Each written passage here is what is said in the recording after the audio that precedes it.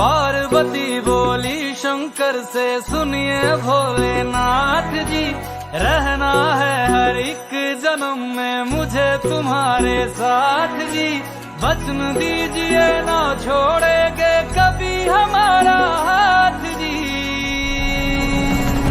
ओ Bholenath ji, ओ Shambhunath जी, ओ Bholenath ji, ओ Shankarnath जी।